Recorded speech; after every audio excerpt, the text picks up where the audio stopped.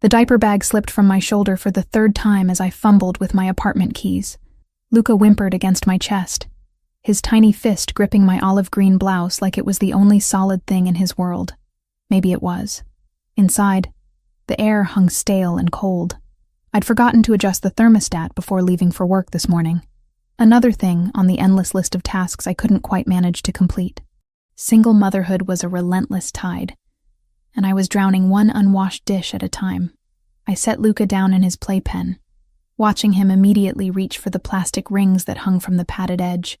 7 months old now, almost 8. He'd started trying to pull himself up last week, determined little thing. His dark hair stuck up in wild tufts, and when he looked at me with those deep brown eyes, I saw him. Giovanni. Every single time. 15 months since the divorce. 15 months since I'd walked away from the marble floors and crystal chandeliers and the suffocating silence of a marriage that looked perfect from the outside, but felt like dying slowly from the inside. My phone buzzed. Jessica, probably. She'd been texting all afternoon, worried because I'd mentioned Luca seemed fussier than usual. I ignored it, heading to the kitchen to warm up the bottle I'd prepared that morning. The microwave hummed, filling the quiet apartment with something that almost sounded like companionship. Boston had seemed like the right choice back then, far enough from New York that I wouldn't accidentally run into Giovanni at some restaurant or gala, close enough to civilization that I could still build a career. I'd found work at a mid-sized corporate law firm, nothing glamorous, but it paid the bills. Barely. The rent was due next week. I tried not to think about the number in my checking account, the way it seemed to shrink faster than I could replenish it. Daycare alone cost more than my first apartment out of law school. Luca started crying. That sharp wail that meant he was genuinely upset, not just fussy. I grabbed the bottle and returned to him, lifting his warm weight into my arms. He latched onto the bottle immediately, but his forehead felt hot against my chin. Too hot. I pressed my lips to his temple, the way my mother used to check my temperature when I was young, before the accident. Before I became an orphan at 24 and had to figure out how to be an adult without a safety net. Luca was burning up. "It's okay, baby," I murmured, carrying him to the bathroom. "Just a little fever. We'll get you some medicine." But even as I said it, dread coiled in my stomach. I'd given him infant acetaminophen 2 hours ago. It should have brought the fever down by now. The thermometer beeped. 103.2 degrees Fahrenheit. My hands shook as I pulled out my phone, Googling symptoms with one hand while cradling Luca with the other. Every result seemed worse than the last. Meningitis, sepsis, brain damage from prolonged high fever. I called the pediatrician's office. Voicemail. Of course. It was past 6 on a Friday evening. Jessica's name appeared on my screen again. I answered this time. "Lauren, I've been trying to reach you. Is everything okay? Luca has a fever. 103.2. I don't know what to do."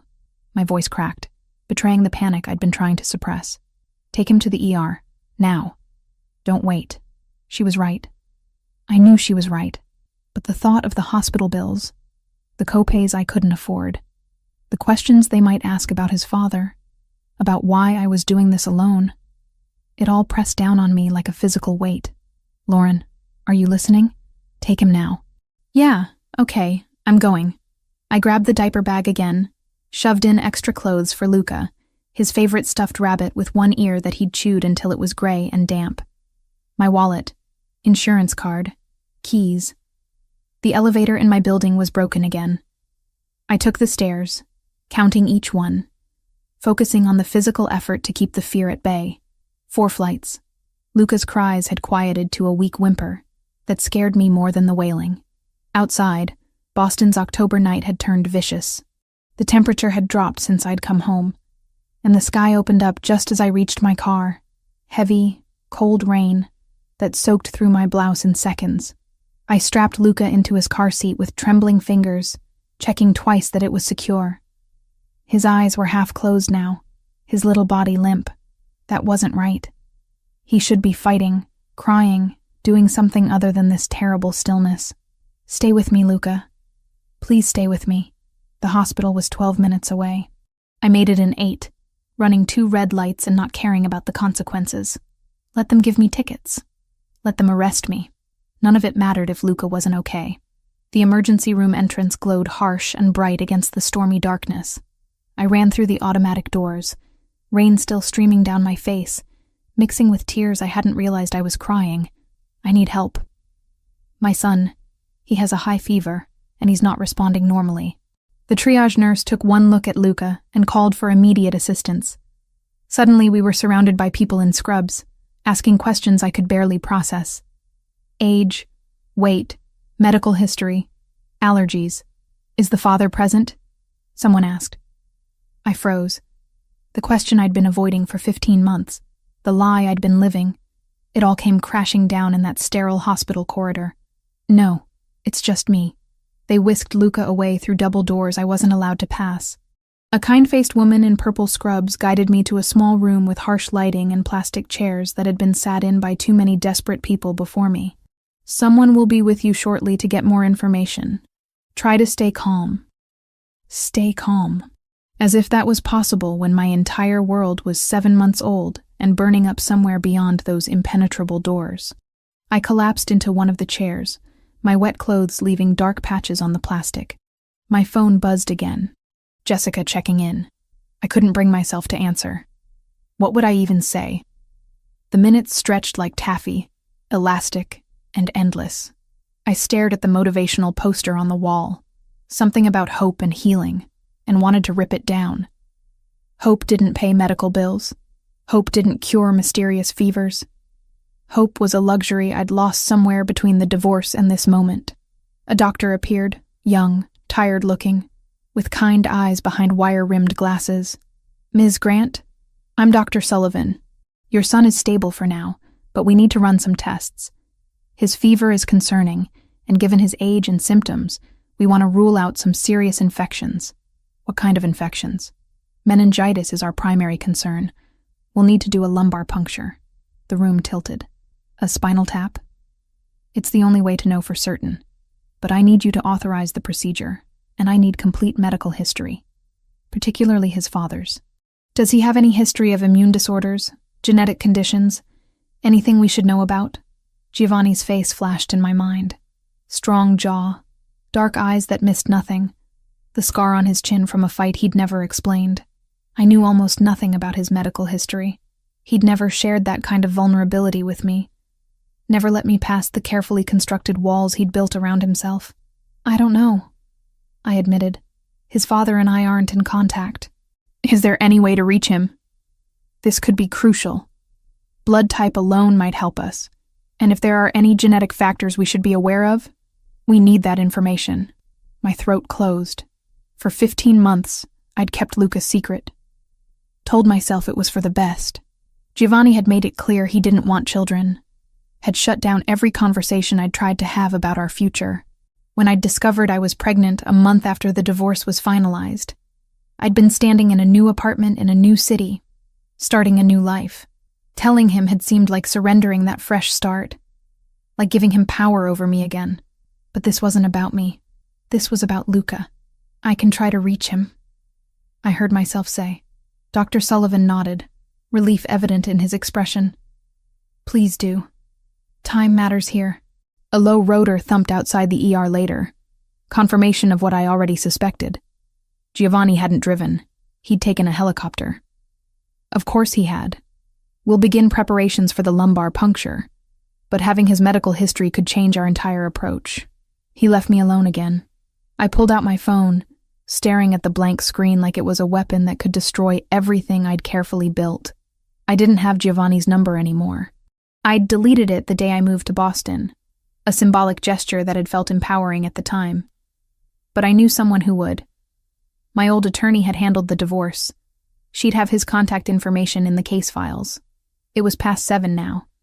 She wouldn't be in her office, but I had her cell phone number, saved for emergencies. This qualified. She answered on the 4th ring. Lauren? Is everything okay? I need Giovanni's phone number. It's an emergency. There was a pause. Lauren, I don't think that's a good idea. The divorce was contentious enough without reopening. My son is in the hospital. They need his father's medical history, please. Another pause. Longer this time. Then, give me 5 minutes. I'll text it to you. Those 5 minutes felt like drowning. I paced the small room. 7 steps one way, 7 steps back, counting them over and over to keep my mind from spiraling into all the ways this could go wrong. The text came through. A number I'd once known by heart, had seen light up my phone with promises he'd never kept, plans he'd cancel at the last minute, apologies that meant nothing because the pattern never changed. I stared at it for a full minute before my fingers started dialing.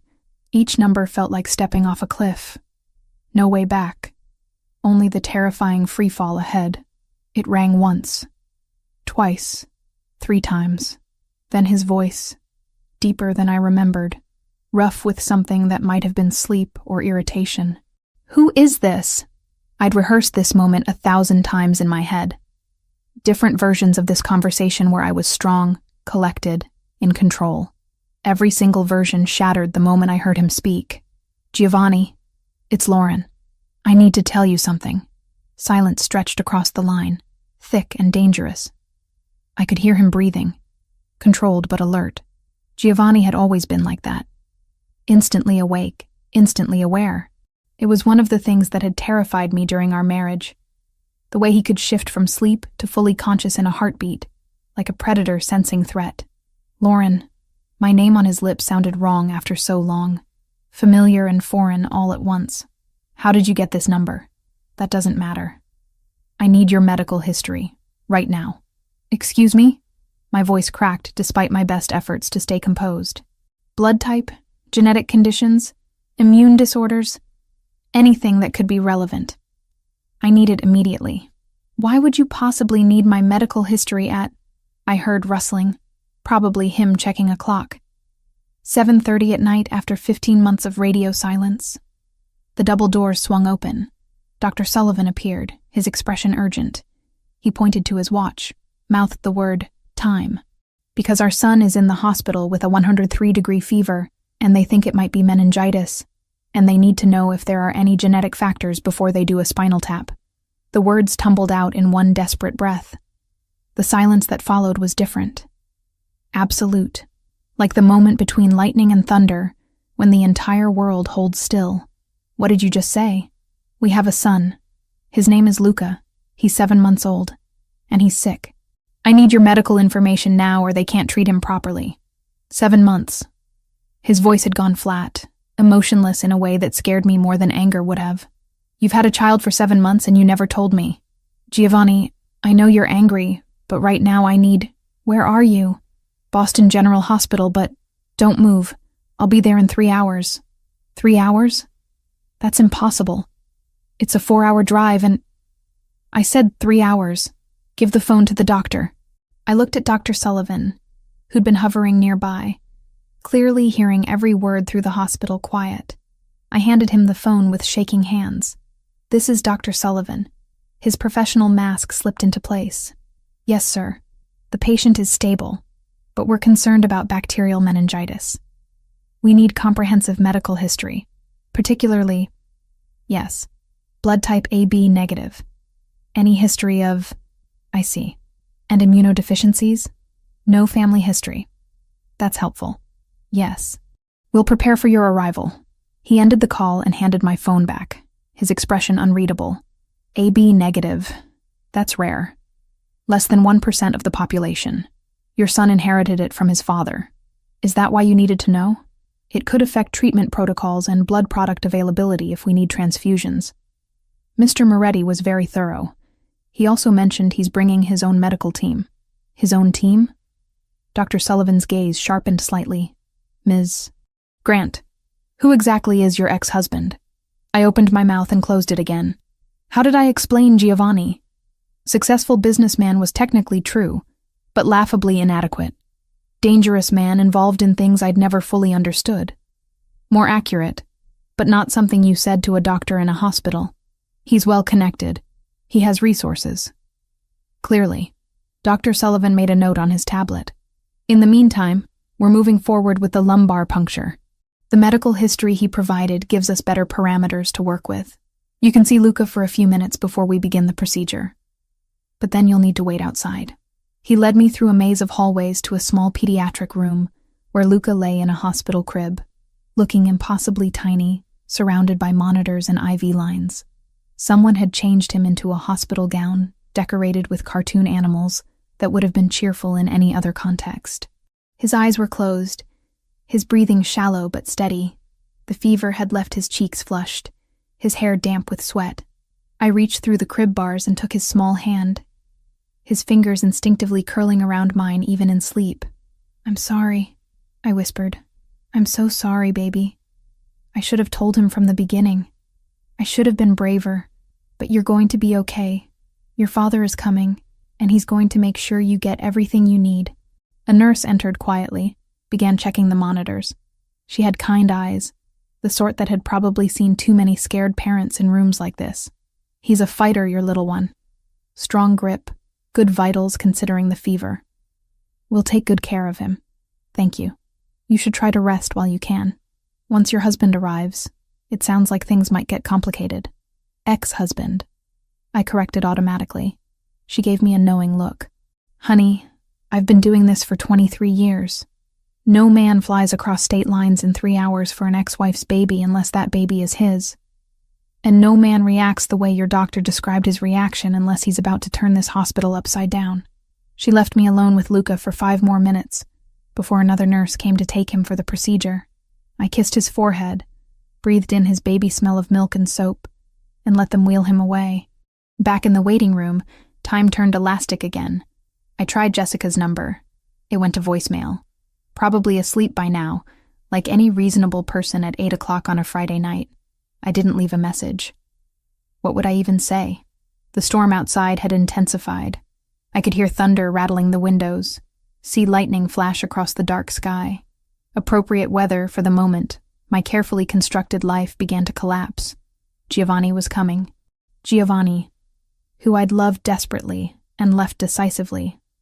Giovanni who'd shut me out of every part of his real life while expecting me to play the perfect wife in public.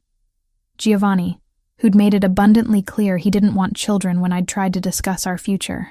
I'd asked him once, 6 months into our marriage, if he ever thought about having a family.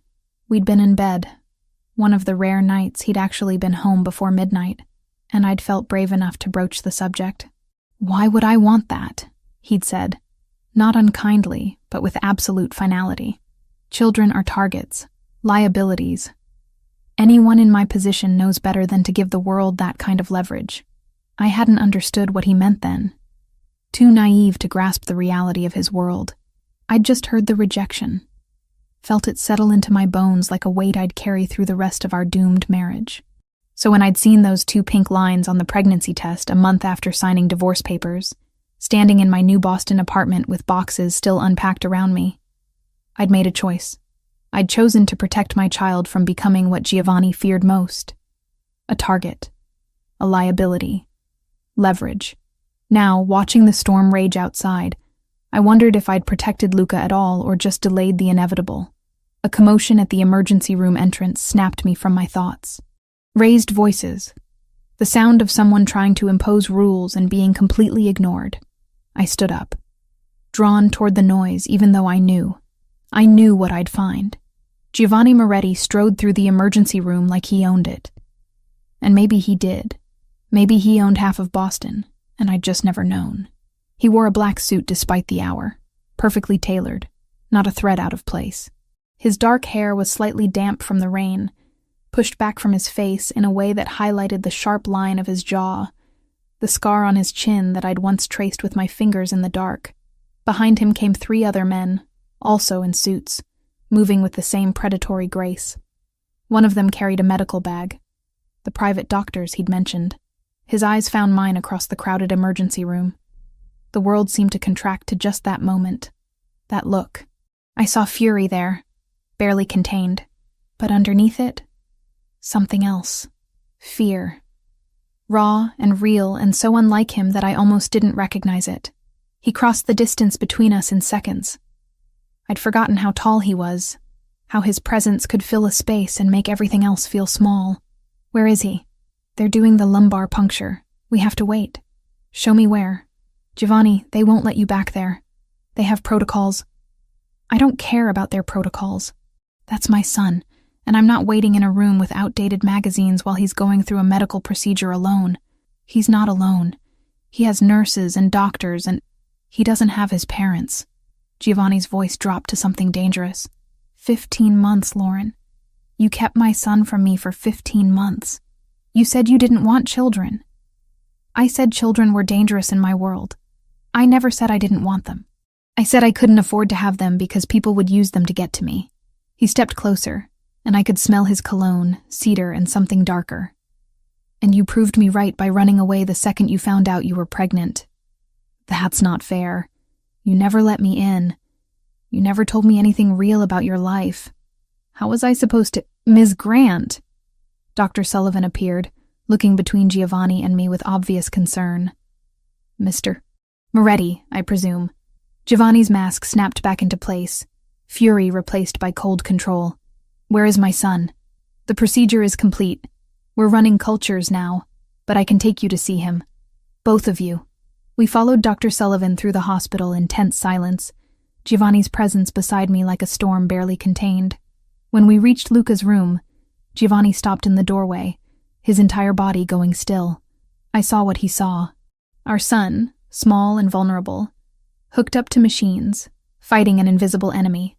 Luca had Giovanni's dark hair, his nose, the shape of his mouth. Looking at them in the same room left no doubt about paternity. Giovanni moved forward slowly, like approaching something precious and breakable. He stood beside the crib, one hand gripping the rail so tight his knuckles went white. Hello, Luca, he said softly, and his voice cracked on our son's name. I'm your father, and I'm never leaving you again. 3 weeks passed before I could bring Luca home from the hospital. 3 weeks of antibiotics and monitoring and tests that confirmed bacterial meningitis, caught early thanks to Giovanni's rapid arrival and his team of private specialists who descended on Boston General like a well-organized invasion force. Luca recovered. Giovanni didn't leave. He'd taken a suite at the Four Seasons, 5 blocks from my apartment, and appeared every single morning at 7 o'clock sharp with coffee I hadn't asked for, and a determination I couldn't fight. He wanted custody. Not shared, not visitation. Full custody, with me as the visitor in our son's life. You kept him from me for 7 months, Giovanni said on day 4 of his Boston occupation.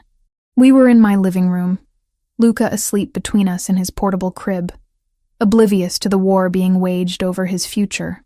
You made that choice. Now I'm making mine. You can't just take him. I have lawyers who disagree.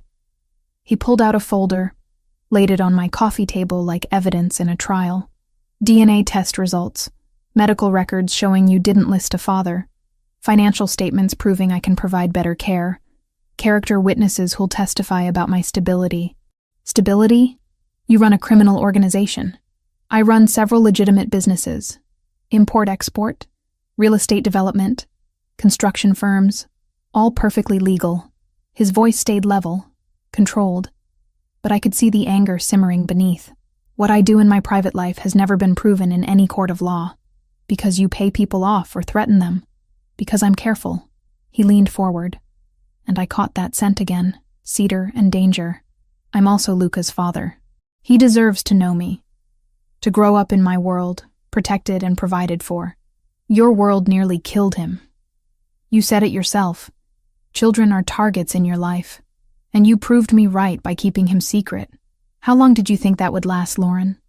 How long before someone noticed him, traced him back to you, figured out who his father was? The question hit harder than I wanted to admit. I'd been so focused on keeping Luca away from Giovanni that I hadn't considered what happened if Giovanni's enemies found out about him first. I want to be part of his life, I said, hating how my voice wavered. He's my son. Then come to New York. What? Move back. Let me provide security, medical care, everything he needs. You can see him every day. Be his mother without the financial strain that's clearly destroying you. I looked around my apartment, seeing it through his eyes. The second-hand furniture, the stack of unpaid bills on the kitchen counter, the water stain on the ceiling from the leak I couldn't afford to fix properly. He wasn't wrong about the strain. Every month was a calculation of which bill to pay late, which necessity to sacrifice. I'm not taking your money, Then work for it. Giovanni sat back, and I saw the negotiation tactics I'd once watched him use in business dinners during our marriage. My companies need legal consultants. Corporate law, compliance, contracts, all legitimate work. I'll pay you what you're worth, which is considerably more than whatever firm is currently underpaying you. You want me to work for you? I want my son to have both parents in his life. I want you to stop struggling to survive. And yes, I want you close enough that I can make sure you're both safe. His jaw tightened. The world I live in doesn't care about divorce papers or good intentions. If someone wants to hurt me through Luca, they'll go through you to get to him. Separately, you're both vulnerable. Together, under my protection, you're assets I can secure. We're not assets. No, you're the mother of my child. And he's everything I didn't know I needed until I saw him lying in that hospital bed. Giovanni's voice dropped, becoming something raw that reminded me of the man I'd fallen in love with before the walls went up. I missed 7 months of his life, Lauren. His birth, his first smile, all of it. Don't make me miss any more. Luca stirred, making the small sounds that meant he'd wake soon, hungry and demanding. Giovanni moved before I could, lifting our son with a gentleness that still surprised me. He'd learned fast these past weeks. How to hold him, feed him, change him. He was a natural father, attentive and patient in ways he'd never been as a husband. Let me think about it, I heard myself say. You have 48 hours. Then I'm filing for emergency custody based on your inability to provide adequate care. That's not fair. Fair is a luxury neither of us can afford right now. He settled Luca against his shoulder, swaying slightly in that instinctive rhythm parents learn. I'm protecting our son. If you can't see that, you're not thinking clearly. He left with Luca still in his arms, taking him for a walk to let me rest. It was something he'd started doing, giving me breaks I desperately needed but resented accepting. Each kindness felt like another link in a chain binding me back to him. I called Jessica the moment the door closed. He wants me to move to New York. Absolutely not. Her response was immediate and fierce. Lauren, you left for a reason. Don't let one emergency erase 15 months of healing. What if he's right? What if Luca is safer with Giovanni protecting him? Safer from what? Giovanni is the danger. You know what he is? What he does. I know he loves Luca. Saying it out loud made it real. Undeniable. I see it every time he looks at him. He's not faking that. Jessica sighed. The sound of someone who'd watched her best friend make this mistake before. Love doesn't cancel out danger. It just makes the danger harder to see. But I was already seeing beyond the danger to the possibilities.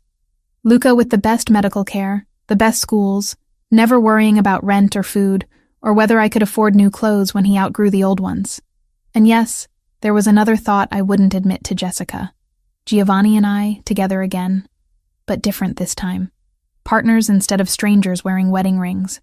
I spent 2 days researching. Not just Giovanni's legitimate businesses, but everything else.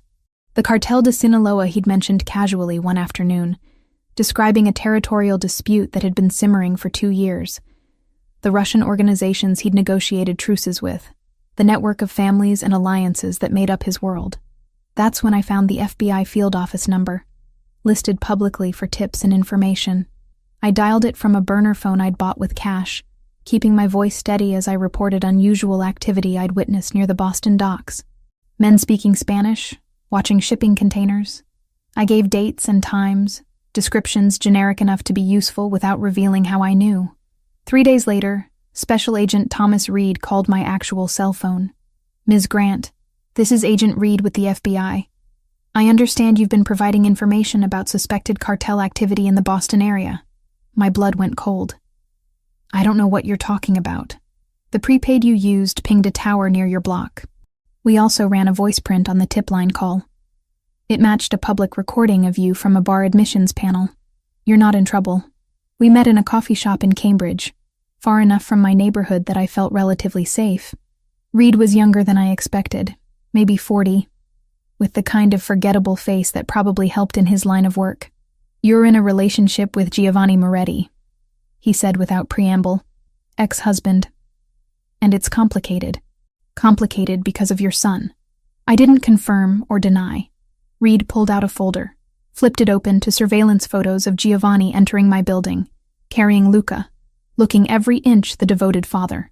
We've been building a case against the Cartel de Sinaloa for 3 years. They're expanding into New England, pushing out established operations. Moretti is one of their primary obstacles. If we can get intel on their movements through your observations, we can apply pressure from both sides. You want me to spy on my son's father. I want you to help us prevent a war that could turn Boston's streets into a battlefield. Reed leaned forward. The cartel doesn't care about collateral damage. If they decide Moretti needs to go, they'll take out everyone around him, including you and your child. Why should I trust the FBI more than Giovanni? Because we're bound by laws, rules, oversight. Moretti answers to no one.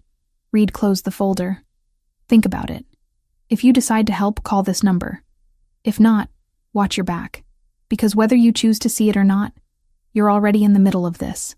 He left me sitting there with a business card burning a hole in my pocket, and choices that felt more like traps closing from every side.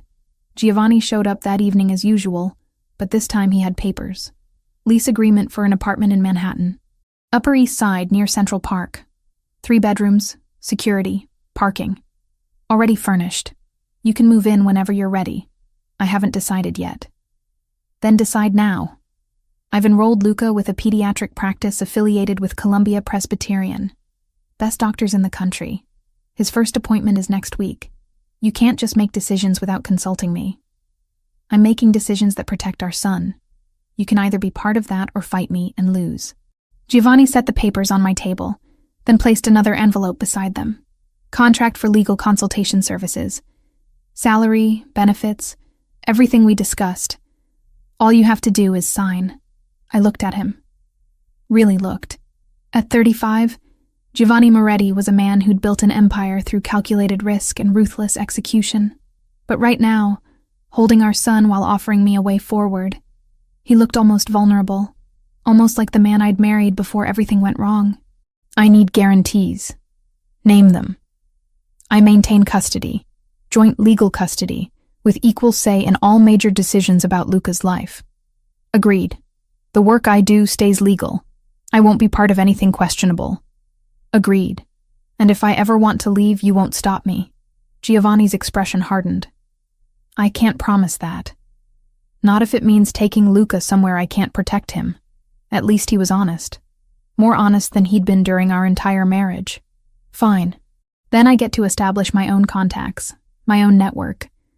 I'm not just your employee or Luca's mother. I'm still my own person.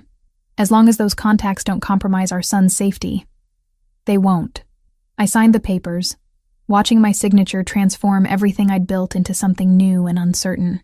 In 2 weeks, I'd be back in New York, living in Giovanni's world again.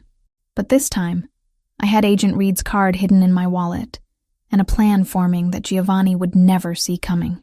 I was going to protect Luca from every angle, even the ones his father couldn't anticipate, even if it meant playing a game more dangerous than anything I'd faced before. The apartment Giovanni provided wasn't what I expected. Upper East Side, 14 floors up with views of Central Park through floor-to-ceiling windows that probably cost more than my entire year's salary in Boston. 3 bedrooms, marble countertops, furniture so pristine I was afraid Luca would destroy it within a week. But it was the men I noticed first, standing on the corner when I left for Luca's pediatric appointment, sitting in parked cars outside the building entrance, following 3 steps behind when I walked to the small playground 2 blocks away. Giovanni's security, he'd explained when I'd asked. Discreet, but constant. For our protection.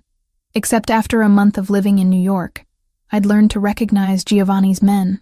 They wore dark suits, but moved with a particular efficiency, communicated through earpieces, positioned themselves at strategic points. Professional, controlled. These other men were different. Rougher. They watched instead of protected. Studied instead of guarded. I mentioned it to Giovanni during one of his daily visits. He'd taken to arriving around 6 each evening, spending 2 hours with Luca, before disappearing back into whatever business occupied his nights. Tonight he was on the floor of the living room, helping Luca practice pulling himself up on the coffee table. Our son was 9 months now, determined to walk. frustrated by legs that wouldn't quite cooperate yet. There were men at the park today. Not yours. Giovanni's hand stilled on Luca's waist, though his expression remained neutral. Describe them. Hispanic, maybe. Leather jackets. One had a tattoo on his neck, some kind of symbol I didn't recognize. They stayed across the street, but they were watching us. How many? 3 that I saw. He lifted Luca, settled him on his hip, pulled out his phone with the other hand. Typed something quickly, one-handed, the way I'd seen him do 100 times during our marriage. Always working, always managing something I wasn't allowed to understand. Starting tomorrow, you don't go to that park anymore. There's a private garden on the roof of this building. Luca can play there. Giovanni, what's happening? He looked at me then, and I saw calculation behind his eyes. Weighing how much to tell me, how much truth I could handle. The same look that had driven me away the first time. Remember I told you about the territorial dispute with the Cartel de Sinaloa? You said it was under control. An impasse. It was. Until I broke protocol by appearing publicly at that hospital in Boston. I should have sent representatives. Stayed hidden. Maintained the separation between my public life and private operations. His jaw tightened. But my son was dying and I didn't think. I just acted. Luca grabbed Giovanni's nose, giggling at the game he'd invented of trying to pull his father's face apart. Giovanni managed a smile, but it didn't reach his eyes. The cartel maintained surveillance on me, just as I do on them. When I mobilized a medical team, chartered a helicopter, made myself visible in a way I haven't in years, they investigated. It didn't take them long to discover you. To discover Luca. Cold spread through my chest. They know about him. They know I have a son. That changes everything. He set Luca down gently in the playpen, then crossed to the window, staring out at the city below. Before, I was just another obstacle to their expansion.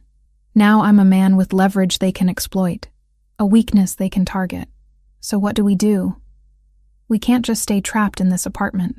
We don't. Tomorrow you both move to my primary residence in Westchester.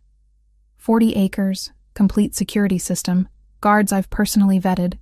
It's the safest location I have. You want me to live with you? I want my son protected. You're part of that equation whether you like it or not. Before I could respond, my phone buzzed. Jessica, calling for the 3rd time today. I'd been avoiding her, not sure how to explain why I'd moved back to New York, why I was living in luxury while claiming to be independent. I let it go to voicemail again. Your friend is persistent, Giovanni observed. She's worried. I told her I was taking a job opportunity in New York, but she knows something's wrong. Then tell her the truth, that the father of my child is being hunted by a Mexican cartel, and they might use my son as leverage. That'll definitely put her mind at ease. Giovanni turned from the window, and for a moment I saw past the control to something raw underneath. Fear, maybe, or fury so carefully contained it looked like ice. I never wanted this for him. For you. It's why I kept you away from my real life during our marriage. Why I shut you out instead of letting you in. Because the moment you became part of my world, truly part of it, you became a target. You're telling me this now? I'm telling you this because you deserve to know what you're walking into. Moving to Westchester isn't just changing apartments. It's accepting that your life is permanently entangled with mine. That Luca will grow up behind walls and security cameras. That normal isn't an option anymore. I looked at our son, happily chewing on a plastic ring, oblivious to the danger circling him like sharks sensing blood in water. I thought about Agent Reed's card hidden in my wallet, about the choice I'd already made to play both sides of this war. When do we leave? Tomorrow morning. I'll have everything arranged. That night, after Giovanni left, I called Jessica back. She answered on the first ring. Finally. I was about to drive to New York and hunt you down myself. I'm sorry. Things have been complicated. Complicated how? Lauren, you disappeared from Boston, moved to New York, and you're being weirdly vague about everything. What's going on? I wanted to tell her. Wanted to unload every terrifying detail onto my best friend and let her help me figure out what to do. But the words stuck in my throat, trapped by the knowledge that the more she knew, the more danger she'd be in. Giovanni and I are trying to co-parent. It's messy and strange, and I'm figuring it out as I go. Are you safe? The question hit harder than it should have. Was I safe? I was living in a gilded cage, surrounded by guards, preparing to move to a fortified estate because drug cartels wanted to hurt the father of my child. Safe seemed like a concept from another lifetime. I'm fine. Luca's fine. I promise. You're a terrible liar, Lauren Grant. Always have been. I know. But right now, this is all I can give you. She sighed. That particular sound of frustrated acceptance. Okay. But I'm here if you need me. Whatever's happening, whenever you're ready to talk, I'm here. After we hung up, I sat in the dark living room, watching the city lights blur through tears I hadn't realized were falling. Tomorrow I'd move into Giovanni's world completely. Tomorrow I'd become what I'd fled from 15 months ago. But tomorrow I'd also keep my son safe. And that was all that mattered. The next morning arrived too quickly. Giovanni's men loaded our belongings into black SUVs with tinted windows, while I dressed Luca in warm clothes for the November chill. He babbled happily, treating the commotion like an adventure. The drive to Westchester took 45 minutes through morning traffic. I watched the city give way to suburbs, then to estates hidden behind stone walls and iron gates. Giovanni's property appeared suddenly, the gate sliding open before our vehicle even stopped. Security so seamless it was invisible until you looked for it. The main house was massive, stone and glass and modern lines that somehow looked both imposing and elegant. Nothing like the Manhattan penthouse we'd shared during our marriage. This was a fortress disguised as a home. Giovanni was waiting on the front steps, having driven separately. He opened my door personally, lifted Luca from his car seat with practiced ease. "Welcome home," he said, and I hated how the words made something in my chest ache with a longing I thought I'd buried. Inside, the house was all clean lines and expensive minimalism, but there were touches I recognized from our marriage. The painting he'd bought at an auction in Milan.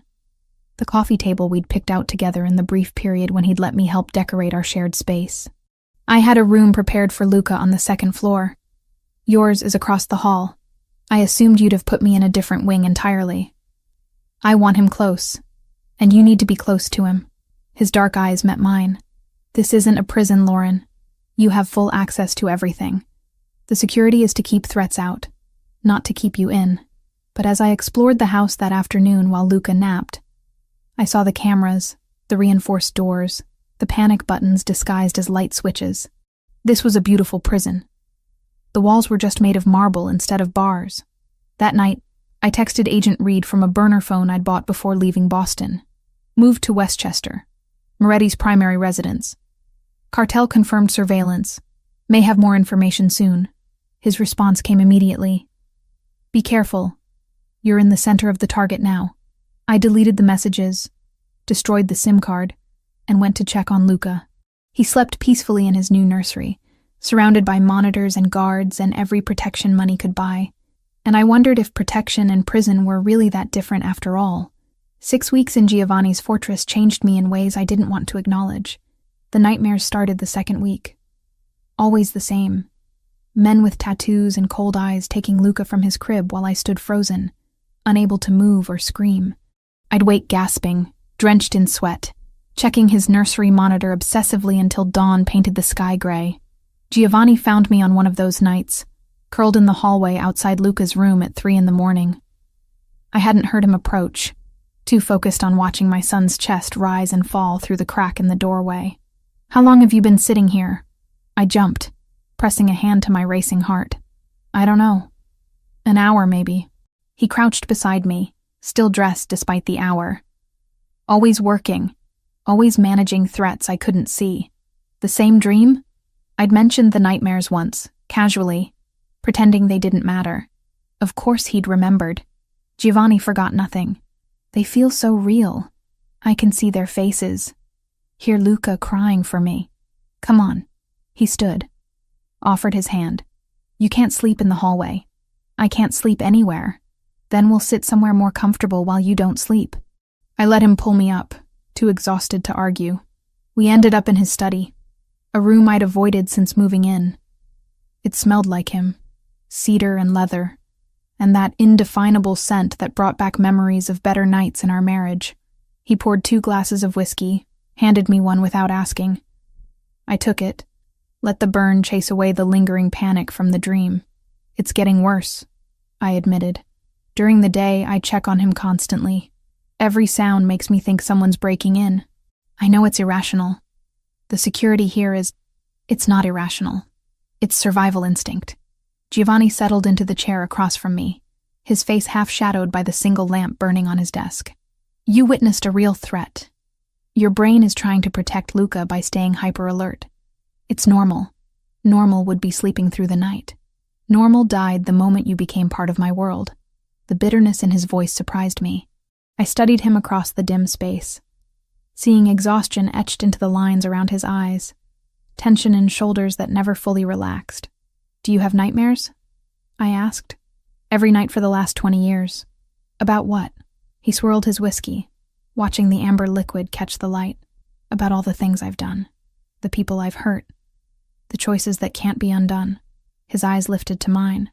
About losing the few things that matter. The air between us felt charged, heavy with words neither of us dared speak. This was the Giovanni I'd glimpsed during our marriage, the one who existed beneath the control and calculations. Vulnerable and raw and utterly human. Why did you really shut me out? The question escaped before I could stop it. During our marriage, why didn't you let me in? Because letting you in meant making you a target. Every vulnerability I showed you was information someone could use against me. Against us. He leaned forward, elbows on his knees. My father taught me that lesson early. Love is weakness in my world. Family is liability. The moment you care about something, you give your enemies ammunition. But you have Luca now. You clearly care about him. And look what happened. The cartel discovered him within weeks. If I'd kept you both at arm's length, hidden, separate from my operations, they never would have known. His jaw clenched. I proved my father right by choosing emotion over strategy. You're not your father. No, I'm worse. Because I knew better and I still couldn't stay away. Luca's cry through the baby monitor shattered the moment. I stood quickly, grateful for the interruption, for an excuse to escape the intensity of Giovanni's gaze. I'll get him. Let me. Giovanni was already moving, taking the stairs 2 at a time. I followed, watching him lift our son with a gentleness that still caught me off guard. Luca had started pulling himself up on furniture, determined little fists gripping anything stable while his legs wobbled beneath him. Hey, little man. Bad dream? Giovanni swayed slightly, that unconscious rhythm parents learn. Luca settled immediately, stuffing his thumb in his mouth. Your mother has those too. Must be genetic. Trauma, not genetics. In our family, they're the same thing. I wanted to argue but couldn't.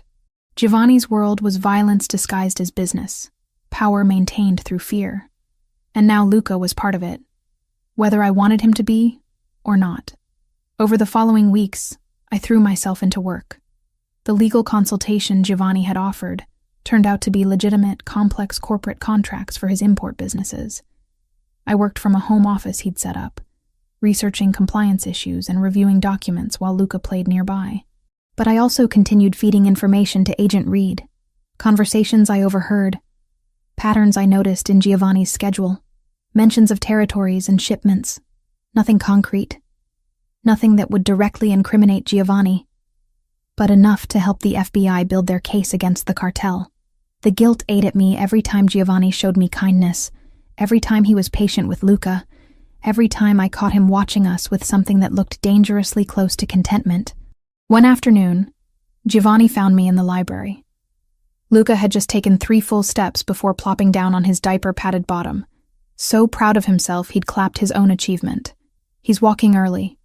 9 months is ahead of schedule. Determined, like his father.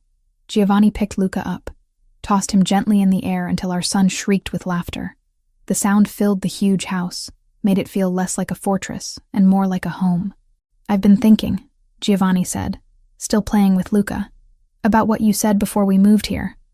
About wanting guarantees. I remember, I can't promise safety. I can't promise normal, but I can promise honesty. He set Luca down, let him practice his wobbly walking between furniture pieces. No more secrets between us. You ask me something, I'll tell you the truth. Any question? Any question. I tested him. How many people have you killed? Directly? 3. Indirectly? Through orders I've given? I stopped counting after 20. The casual admission should have horrified me. Instead, I felt something like relief. He was being honest, finally, after years of walls and deflection. Do you regret it? Some of them. Not all. The world I operate in doesn't allow for much regret. What about us? Do you regret our marriage? His eyes found mine, held them. I regret how I handled it. I regret shutting you out when I should have trusted you with the truth. But marrying you, he shook his head slowly. That's the only thing I've done right in the last 10 years. My breath caught. Luca chose that moment to lose his balance, falling forward. Giovanni caught him smoothly, lifting him onto his hip. Bedtime for you, troublemaker. I followed them upstairs, watched Giovanni handle bath and pajamas and bedtime stories with practiced ease. He'd learned fast, adapting to fatherhood like he adapted to everything else, with focus and determination. After Luca fell asleep, I retreated to my room, called Jessica on the encrypted phone Giovanni had given me for personal use, not knowing he probably monitored all calls anyway. How's the gilded cage? Jessica asked instead of hello. Complicated. That's been your answer for 6 weeks. I need more than complicated. So I told her. Everything. The cartel, the threats, Giovanni's world, the violence simmering beneath the surface of his legitimate businesses.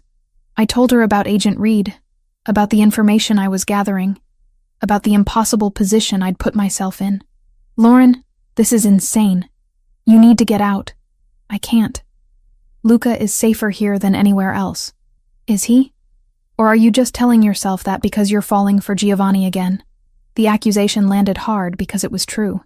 I was falling, had been falling since that first night in the hospital, when he'd looked at our son with such fierce devotion. He's different than he was during our marriage. Or maybe he's just showing you the parts he kept hidden before. That doesn't mean the dangerous parts went away. I know what I'm doing. Do you? Because from here it looks like you're playing both sides. And eventually, someone's going to figure that out. When they do, being caught between the FBI and a Mafia boss isn't going to end well. After we hung up, I sat in the dark, Jessica's words echoing. She was right.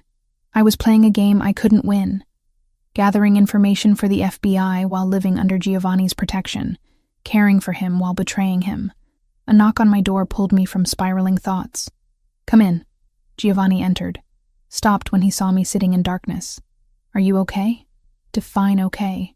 He crossed the room, sat on the edge of my bed, close enough to touch but leaving distance between us. Talk to me. About what? About how I'm terrified every second that something will happen to Luca?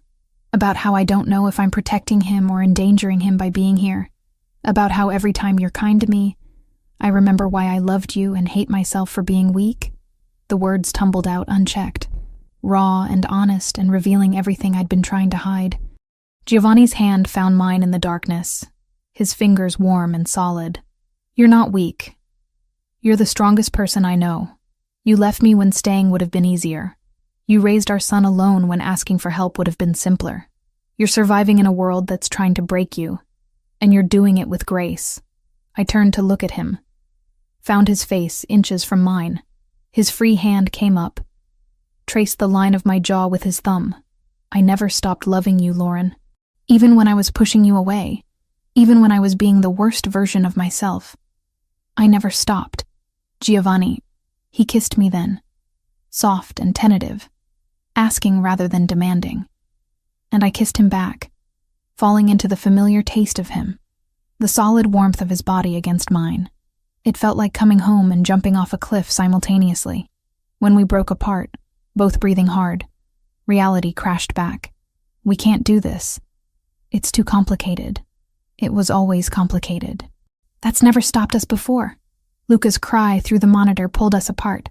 Giovanni stood, and I saw him force control back into place, the vulnerability locked away again behind his usual mask. I'll check on him. After he left, I touched my lips, still feeling the pressure of his kiss, and wondered how much longer I could keep playing both sides before everything collapsed. The drones appeared 3 days after Giovanni kissed me. Small, dark shapes against the November sky, circling the property perimeter like mechanical vultures. I spotted the first one from Luca's nursery window while changing his diaper. Watched it hover near the eastern tree line before disappearing. Giovanni's security team moved immediately. Within an hour, the property went into lockdown. Additional guards materialized from somewhere, positioning themselves at strategic points I hadn't even known existed. The house transformed from fortress to bunker in the time it took me to feed Luca lunch. "They're testing our response times," Giovanni explained that evening. We stood in his security office, a room I'd only glimpsed before, watching feeds from 47 cameras positioned throughout the estate, mapping weak points, calculating how many men we have, where they're stationed. The cartel? Who else? He zoomed in on footage from the north gate, enhanced the image until I could see tire tracks in the mud. They've been quiet for weeks. I should have known that meant they were planning something. Luca sat in a portable playpen we'd brought down, stacking blocks with intense concentration. Almost 10 months old now, he'd mastered walking and was working on running, much to everyone's anxiety. He had no concept of the danger surrounding him, no understanding that men with guns watched his every outdoor appearance through scopes and surveillance equipment. What happens now? Now I meet with them. Face to face, neutral territory. Try to negotiate before this escalates into open war. Giovanni's jaw clenched. The muscle jumping in a way I'd learned meant he was calculating odds, running scenarios. The meeting is set for next week. That's insane. You just said they're mapping the property? This could be a trap. It's definitely a trap. The question is whether I can turn it to my advantage. Over the next week, I watched Giovanni prepare with the same meticulous attention he'd once applied to legitimate business deals. He met with his most trusted people, men whose names I was learning, whose faces had become familiar. They spoke in Italian sometimes. Rapid exchanges I couldn't follow but understood were about strategy and contingencies, and who to trust if everything went wrong. I threw myself into helping the only way I could. Giovanni's import businesses were legitimate fronts, but they still required legal compliance. Contracts that would hold up under federal scrutiny. I reviewed every document, flagged potential vulnerabilities, suggested language that would protect his interests without crossing into obviously illegal territory. "You're good at this," Giovanni said one night. We were in his study, surrounded by papers, Luca asleep in his portable crib near the fireplace. Better than the lawyers I've been paying premium rates for years. Because I actually care about keeping you out of prison. Do you? He looked up from the contract he'd been reading, his dark eyes catching the lamplight. Care about keeping me out of prison? The question felt loaded with more than he was asking. I met his gaze, refused to look away even though my heart hammered against my ribs. I care about Luca having his father. The rest is complicated. Everything with us has always been complicated. He wasn't wrong. Since that kiss, we'd been dancing around each other, carefully maintaining distance while the air between us stayed charged with tension. I'd catch him watching me when he thought I wasn't looking. He'd find excuses to brush past me in hallways, his hand landing on my lower back in that possessive way that made my breath catch. But we hadn't crossed that line again. Not with so much uncertainty. Not with the cartel circling and Agent Reed waiting for information I still hadn't figured out how to provide without destroying everything. Speaking of which, Reed had been persistent. 3 encrypted messages in the past week alone, each more urgent than the last. The FBI knew about the upcoming meeting. They wanted details, location, timing, anything that would let them set up their own surveillance. I'd been stalling, claiming I didn't have access to that information. It was partly true. Giovanni kept the specifics close, sharing only what I needed to know. But I could have asked. Could have used the trust he was rebuilding with me to extract what Reed wanted. I just couldn't bring myself to do it. "I've been thinking," Giovanni said, pulling me from my spiral of guilt, "about what happens if the meeting goes badly. Don't. Lauren, we have to be realistic. These men want me dead or weakened. They want access to my territory, my operations. The only thing stopping them from making a move is uncertainty about how my organization would respond to my death. So don't give them the chance. I have to end this. I can't raise Luca in a war zone. Can't have you both living behind walls and cameras forever." He stood, crossed to where I sat, crouched down so we were eye level.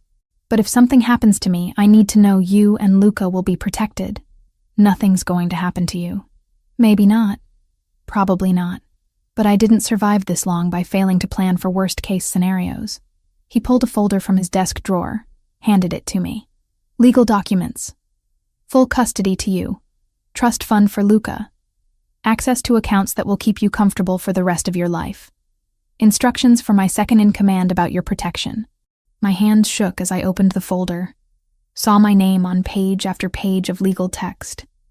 He'd thought of everything, anticipated every possibility except the one where I couldn't imagine him gone. Giovanni, you don't have to do this now. Yes, I do. Tomorrow I meet with the cartel's leadership. Tomorrow I walk into a situation where I'm outnumbered and relying on honor among thieves to keep me breathing. Tonight, I make sure my son is protected no matter what. Luca stirred in his crib, making the small sounds that meant he'd wake soon. Giovanni went to him automatically, lifted him with the gentle competence that still caught me off guard. Our son blinked sleepily, then smiled at his father with such pure joy it cracked something open in my chest. Hey, troublemaker, did we wake you? Giovanni swayed slightly, that unconscious rhythm. Your mama and I are just talking about boring grown-up stuff. Nothing for you to worry about. But I was worried. Terrified, actually. The thought of Luca growing up without his father, of Giovanni walking into danger tomorrow and not walking back out, made it hard to breathe. Stay, I heard myself say. Tonight. Stay with us. Giovanni's eyes found mine over Luca's head. Lauren, I don't want to be alone tonight. I don't want you to be alone. Whatever happens tomorrow, tonight we should be together. He nodded slowly, something raw and vulnerable crossing his face before he controlled it. Okay. We took Luca upstairs together, went through the familiar bedtime routine that had become our shared ritual. Bath, pajamas, story time. Luca fought sleep like he always did, determined not to miss anything, until finally his eyes drifted closed and his breathing evened out. Giovanni stood over the crib for a long time after, just watching our son sleep. I stood beside him, our shoulders touching, both of us silent with thoughts too heavy to speak aloud. I never thought I'd have this, Giovanni finally said. A family. Someone to come home to. Someone who made all the violence and danger feel worth surviving. You have it now. Do I? He turned to face me fully, his hand coming up to cup my cheek. Because some days I think you're only here for Luca. That you're tolerating me because you have to, not because you want to. That's not true. Then what is true, Lauren? What are we doing here? The question hung between us, demanding an answer I'd been avoiding for weeks. But tonight, with danger looming and uncertainty pressing in from all sides, I couldn't hide behind fear anymore. I'm falling in love with you again, I admitted. Maybe I never stopped, and it terrifies me because I know what your world costs. I know the price of loving someone like you, and yet you're still here, because the price of not loving you is higher. Giovanni kissed me then, deep and claiming and full of everything we'd been holding back. I melted into him, let him back me against the nursery wall, his body pressing into mine with an urgency that matched my own. Not here, I gasped against his mouth. Luca, my room. We barely made it down the hall, stopping twice to kiss against walls, hands already working at buttons and zippers. Inside his room, with the door closed and locked, we came together with the desperate intensity of people who knew how fragile this moment was, how easily it could be stolen. Afterward, tangled in his sheets with his heartbeat steady under my ear, I felt the weight of everything I hadn't told him, about Agent Reed, about the information I'd been gathering, about the choice I'd made weeks ago to play both sides. I need to tell you something, I started. Tomorrow. Giovanni's arms tightened around me. Whatever it is, we'll deal with it tomorrow. Tonight, just let me have this. Let me have you, without complications or confessions or anything except this. So I stayed quiet, let him hold me through the night, and prayed that tomorrow wouldn't destroy everything we'd just begun to rebuild. Giovanni left before dawn. I woke to an empty bed, his side still warm, and found a note on the nightstand written in his precise handwriting, taking care of business. Be home for dinner. I promise. The promise felt fragile, like glass I was terrified to touch. I spent the morning trying to maintain normalcy for Luca's sake. Breakfast, playtime, morning nap. But my hands shook when I lifted him. My attention fractured between his babbling and the clock ticking toward whatever was happening in that warehouse across the river. Giovanni had told me the location last night, whispering it against my hair in the dark. An abandoned industrial complex in Newark. Neutral ground where neither side held advantage. Or so they claimed. He'd kissed me one more time before leaving, lingering at the doorway like he was memorizing my face. By noon, I couldn't take the waiting anymore. I pulled out the encrypted phone, texted Agent Reed with trembling fingers. Meeting happening now. Newark Industrial District, warehouse complex off Route 1. Cartel and Moretti. This is it. His response came immediately. FBI already positioned. We've had surveillance on that location for weeks. Stay put wasn't a suggestion. It was procedure, the kind that keeps civilians breathing. Whatever happens, stay where you are. Let us handle this. But I couldn't just sit there while Giovanni walked into an ambush. Because that's what this was. I could feel it in my bones. The cartel had been too quiet, too accommodating about meeting terms. They wanted him vulnerable, wanted him away from his fortress where they could strike. The call came at 1:15. Not Giovanni. One of his men, voice tight with controlled panic. Mrs. Moretti, there's been an incident. The boss is hurt. We're bringing him back now. You need to prepare. My vision tunneled. How bad? Gunshot wound, shoulder. He's conscious, stable, but he needs medical attention we can't provide in transit. We'll be there in 20 minutes. I moved on autopilot after that. Called the private doctor Giovanni kept on retainer, told him to get to Westchester immediately. Cleared the dining room table, laid out clean towels and medical supplies I'd learned to keep stocked.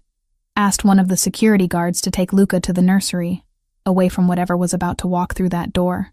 Then I called Agent Reed back. Giovanni's hurt. The meeting was an ambush. Your people need to move now before the cartel disappears. We're already moving. Multiple arrests in progress. Lauren, you did the right thing. This information, I don't care about that right now. Just make sure they can't hurt him again. I hung up, stood at the window watching the driveway. Every second felt like an hour until finally, black SUVs appeared, moving fast but controlled. They pulled up to the entrance and men poured out, surrounding a figure being half carried between two others. Giovanni, blood soaking through his shirt, face pale but set in determined lines. When he saw me standing in the doorway, something in his expression cracked.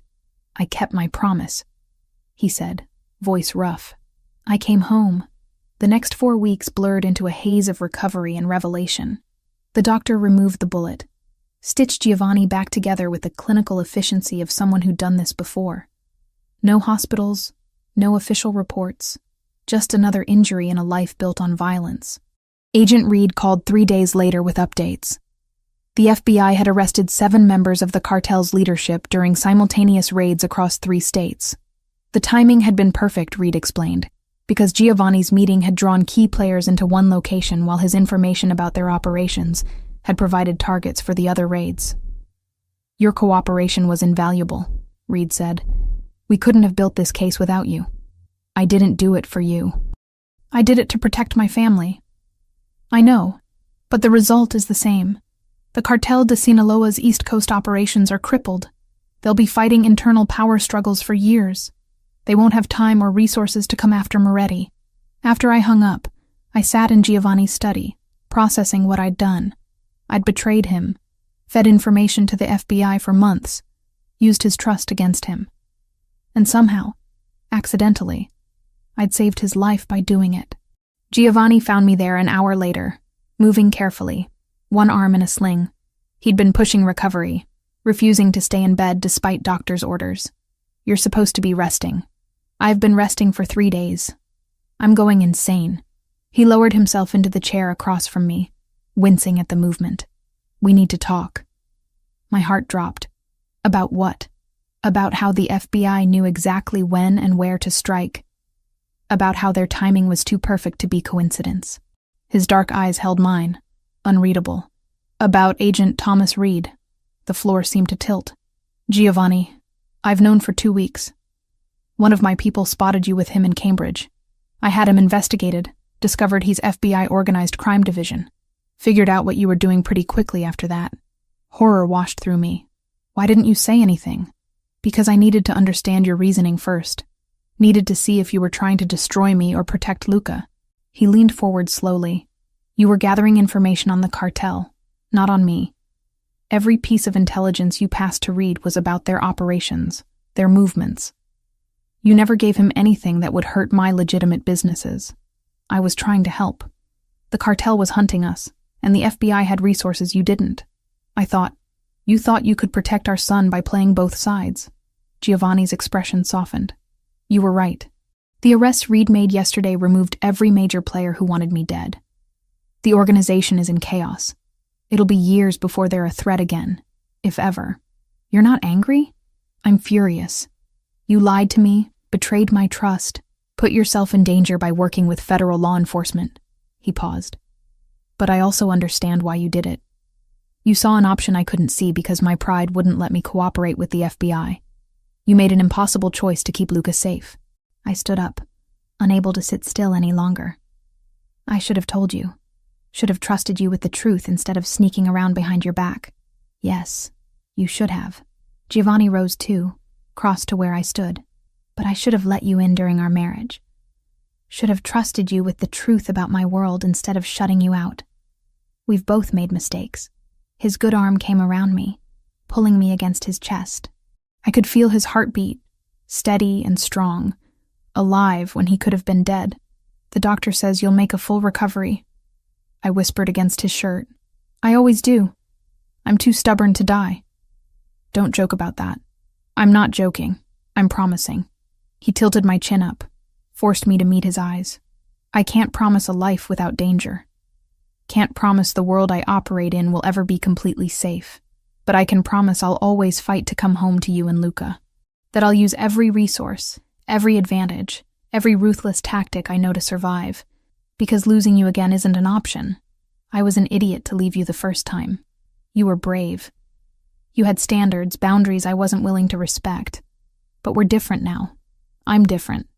You've seen the worst of what I am, and you're still here. I'm still here because I love you. Because watching you walk out that door knowing you might not come back was the most terrifying thing I've ever experienced. Because I'd rather live in danger with you than in safety without you.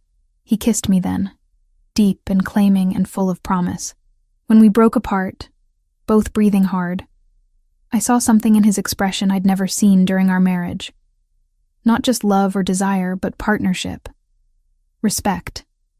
Trust earned through fire and blood and impossible choices. Reed wants me to testify if any of the cartel cases go to trial, I said eventually. Will you? Only if you're okay with it.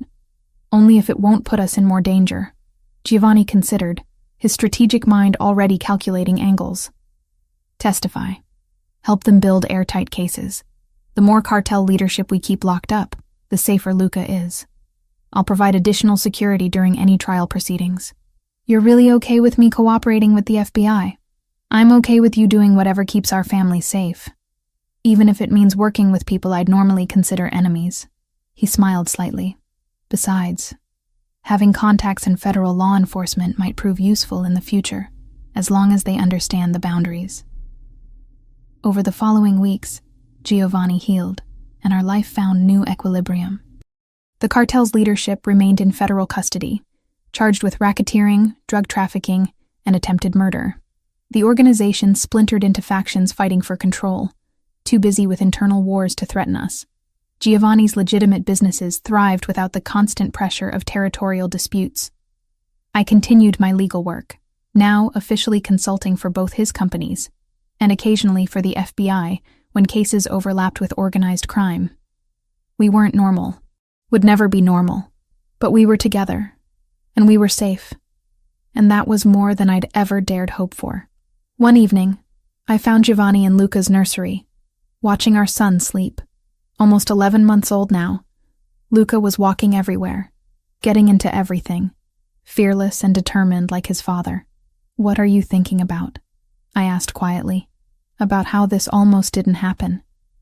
How I almost lost both of you because I was too proud to let you in. Giovanni's hand found mine. About how lucky I am that you gave me a second chance. We gave each other a second chance.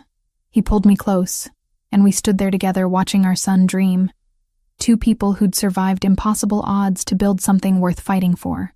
3 months after Giovanni's recovery, I stood in the legal department of Moretti Import-Export, reviewing compliance documents for a shipment from Milan. The office was mine, positioned on the 3rd floor of his Manhattan headquarters with views of the Hudson River. Real work. Legitimate work. Building something that wouldn't crumble under federal scrutiny. Mrs. Moretti, there's a call for you on line 3. I still hadn't gotten used to being called that again. We'd remarried 6 weeks ago. A small ceremony at the Westchester estate with Jessica as my only attendant, and 5 of Giovanni's most trusted people as witnesses. No elaborate gown, or hundreds of guests this time. Just vows spoken with complete honesty, promises we both intended to keep. Jessica had flown in from Boston, meeting Giovanni properly for the first time. I'd watched her study him over dinner, searching for the monster she'd imagined from my stories. What she found instead was a man who discussed Luca's developmental milestones with genuine enthusiasm, who asked about her life with real interest, who treated me like an equal partner rather than a possession. He's not what I expected, she'd told me later, helping me prepare for the ceremony. He's still dangerous, still part of a world I don't understand. But the way he looks at you, Lauren, that's real. I know. Are you sure about this? Really sure? I'd taken her hands, held them tight. I've never been more certain of anything. Now, I picked up the phone, already smiling because I knew who it was before the caller spoke. I'm stealing you for lunch, Giovanni said without preamble. Luca wants to show you something. He's 14 months old. What could he possibly need to show me? Come home and find out. Home. The word still felt new and precious, weighted with meaning it hadn't held during our first marriage. Home wasn't just the estate in Westchester anymore. It was wherever Giovanni and Luca were.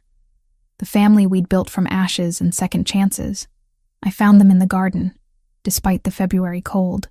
Luca bundled in a puffy jacket that made him look like a tiny astronaut. Giovanni crouched beside him with a child-sized soccer ball. Our son kicked it with enthusiastic inaccuracy, then shrieked with laughter when it rolled away.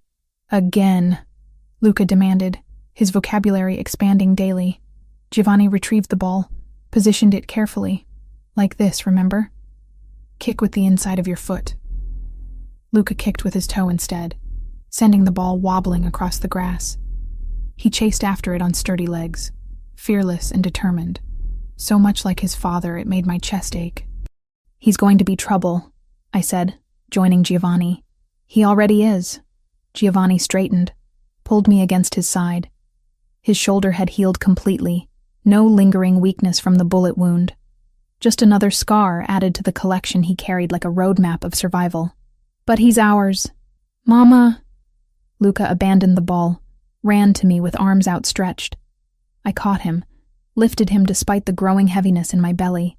4 months pregnant now, moving more carefully, but not willing to miss moments like these.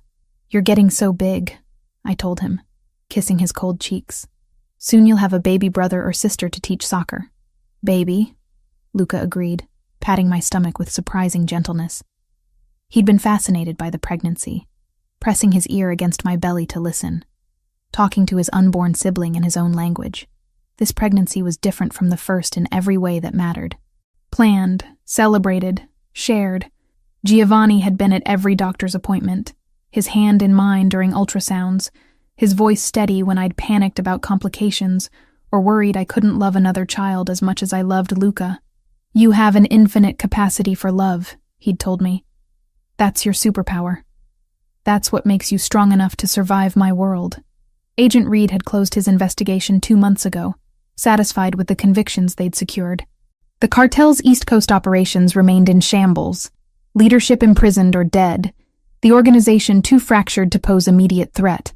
Reed had offered me permanent consultant status with the FBI, which I'd declined. I was done playing both sides, done with the weight of secrets. Giovanni and I had built something better. Partnership based on honesty. However brutal that honesty sometimes was. He told me about his businesses, the legitimate and the questionable, trusting me to understand the difference and help maintain the boundaries. I told him my fears, my doubts, my moments of wondering if I'd made the right choice. "I never wanted this life for you," Giovanni had said during one of those vulnerable late-night conversations. "I wanted to give you safety, normalcy, everything you deserved. I wanted partnership. I wanted to be seen as your equal, not something precious to protect. You're giving me that now. That's everything." Luca squirmed to be put down, returned to his soccer practice with single-minded determination. Giovanni and I stood together watching him, my back against his chest, his arms around me, and the child growing inside me. "Do you ever regret it?" I asked, letting me back in, taking the risk of having a family, every single day. I turned in his arms, ready to argue, and saw the smile tugging at his mouth. "I regret every moment I wasted keeping you at arm's length during our first marriage. Every choice I made out of fear instead of love. Every day I could have had with Luca that I missed." His hand came up, traced the line of my jaw. "But regret what we have now? Never. Not for a second." The baby kicked, hard enough that Giovanni felt it through my shirt. His expression transformed into wonder, the same look he'd worn at every ultrasound, every milestone. This was a man who'd thought family meant weakness, vulnerability to exploit. Now he understood it meant strength, purpose, something worth fighting for. "Come on," I said, taking his hand. "Let's go inside before we all freeze. I'll make hot chocolate and you can read Luca his afternoon story. The one about the brave knight? He likes that one because the knight reminds him of you. The knight always wins in those stories. Real life isn't that simple." "No," I agreed, watching Luca chase his ball one more time before scooping him up. "But we're still here. We're still together. That's winning enough for me." Inside, the house that had once felt like a fortress now felt like home. Luca fell asleep during the story, exhausted from his soccer practice, his small hand curled around Giovanni's finger. We sat there long after he drifted off, neither of us willing to break the moment. Jessica called that evening, checking in like she did every week since the wedding. "How's Married Life version 2.0? Better than the original," I admitted. "Different. Real. And you're happy? Genuinely happy, not just surviving." I looked across the room where Giovanni was assembling a crib for the nursery, refusing help despite my offers, determined to build something with his own hands for his second child. "I'm happy," I said, and meant it completely. After we hung up, Giovanni abandoned the crib to join me on the couch, pulling me against him with the casual possessiveness I'd learned to treasure instead of resent. "I love you," he said quietly. "I don't say it enough. But I love you more than I thought I was capable of loving anything. I know. I love you too." Outside, snow began to fall, coating the grounds in white, muffling the world beyond our walls. Tomorrow would bring new challenges, new threats Giovanni would have to navigate, new choices we'd face together. But tonight, we had this: family, truth, love built on foundation of scars and survival, and stubborn refusal to give up on each other. My phone buzzed with a text from the legal department about a contract needing review. Giovanni's buzzed with something he'd handle in the morning. Luca stirred in his crib upstairs, settling back to sleep without waking. The baby kicked again, reminding me of the future growing inside me. This was our life now. Complicated, dangerous, imperfect, but ours. And I wouldn't trade it for any version of safety that meant losing him.